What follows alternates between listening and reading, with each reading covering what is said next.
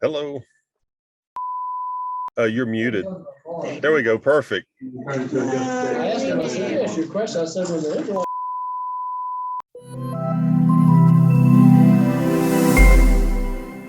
Just to let you know, I began loading food trucks in Atlanta, Georgia, 30 years ago. And so then from loading food trucks, I very quickly went to working just literally within months of working in the largest food companies in the world. I had no idea at the time. So I went to work with Unilever and Nestle, the two largest food companies in the world on branding. And I did that for 10 years and then started my own consulting company 24 years ago. And so it's allowed me to, I originally it was at St. Simon's Island, then we moved to Amelia Island. Now we live on a Berry Island off the coast of Florida. So I've worked in 18 different countries. My clients have seen over $1 billion in sales growth from the programs that we put in place. So that's if you think about it, that's $1,000 million programs. I've taken multiple clients from zero to over $1 million. If you've heard of Georgia Olive Farms and Georgia Olive Oil, that's a project I put together. I mean, I literally did that. If you go talk to the Shaws, and they've given me, lots of referrals, so lots of claps on the back as far as helping them set that up, and also the cooperative. I'm a marketing guy, and I'm also a distribution guy. So I know trucking and getting the product in the back of every retailer in America, literally every retailer in America, from Walmart, Target, Sam's, Publix. For you guys, Piggly Wiggly stores. I've done deals with Piggly Wiggly, and you just name it. I've probably worked with them. We want to do a store audit and look at what goes into getting into stores. The information I'm going to share today is applicable to everybody, most everybody in the room as far as what we're talking about. What I've set up, though, I've set it up as a discussion of going in and doing a store audit. So go into a store, a retail store like Publix, Kroger, Piggly Wiggly, and go look at your set. Even though I'm talking about stores and you guys are talking about sustainable farms, it's very similar. You can go to your local store and get an idea on pricing and think about your own farm and what you need to do. If you're going to sell off your farm, you're providing a much greater value to the shopper and to the consumer. And so right off the bat, you need to be in my recommendation, much higher in pricing than anything you see in a store, much higher. Because you're in the eyes of the shopper and the consumer, you're delivering much more value to them. You're straight from the farm, and so your pricing should reflect the extra value that you're bringing. So I would recommend you go to the store, look at what all your customers are paying in Publix, Kroger, Piggly Wiggly, and then I would suggest you start 30% below, 30% above whatever that price is, because your product is going to be fresh. It's not going to be full of, say nitrites. You're not going to pump it with salt water. It's just going to be a much better product. So it's something to think about. Your eggs alone are going to be so valued as a specialty item off your farm. It's going to be experience for them to get it. That should be higher than anything you see at Walmart. If you go to the Walmart section, you see eggs for 78 cents a dozen. That's not your pricing. And you shouldn't even think about trying to even compete with that. Your pricing is going to be likely a multiple of that, maybe $4 a dozen, because you're giving so much value. Understand that customers judge the quality of your product on the price. And when I first started, I thought, well, selling, you had to be, if you're going to sell something, it has to be less expensive. And that's not the case. It has to have more value. And that's what you guys deliver with a family farm. What do you guys think when I share that about pricing? I agree with you.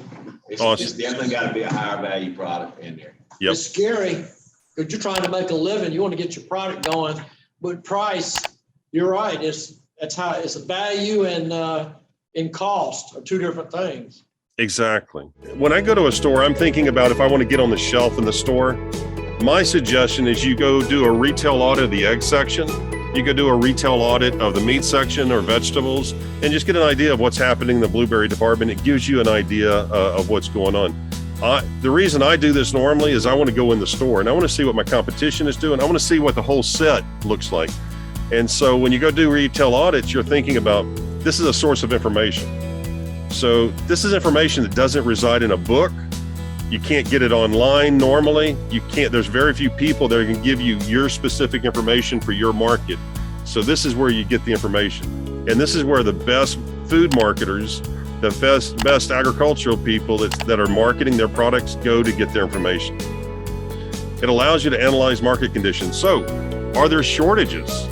So we didn't even talk about that, but there's shortages right now in America on, for instance, chicken. It costs so much to build a chicken house today as compared to a year ago. So just to add, you can't just say, well, we'll just add more chicken houses. It just doesn't happen. That it's just not the same business model. So you've got issues with chicken. So your chickens are more valuable today than they ever have been, just because of availability. But if you go into the stores, you're going to be able to see this. And that's why it's so important you do retail audits. And you start to look, we're looking for problems and causes and think about where you're a solution there. You want to look at retail execution. Who are the big players there? Who controls the market? And so there are guys that are controlling the market. And so you want to be aware of that and think about what they're doing and see how you can, what that means about your strategy and how you go to market.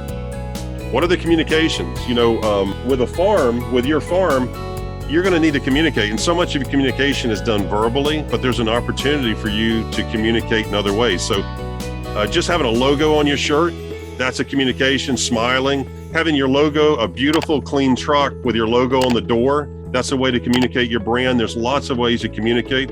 In the store, there's different ways to communicate. And a lot of the bigger stores will work to not allow you to communicate with the customer. They only allow very small, very specific signage, but you want to be aware of that. At the same time, you want to think about, okay, if I'm going to sell, Jimmy, you're on County Line Road. So one of the things that would be excited about with you is thinking about road signage. You have hundreds of people, if not, I'm not really sure how many on that road that go up and down County Line Road, but you've got an opportunity to have signs out there, banners, signs, or even a retail kiosk of some sort that you could actually sell to those people that are going by. And you could also, you don't have to just sell your product. If it works and grows, you could have an honor box where you just leave it out there and people pay and take the produce. But you also could actually have like a little store. You could build a fruit stand right there if your property is adjacent to the road and you can safely stop. But that's a way to communicate. You're going to look for coverage in the store. So what's happening? How often they replenish it? And how often they bring new merchandise there? What are they doing? These sorts of the things you're following up. To do that, I just go in there with a notepad and I just write down, what's the distribution? I use my camera on my phone. The cell phones today are so high resolution.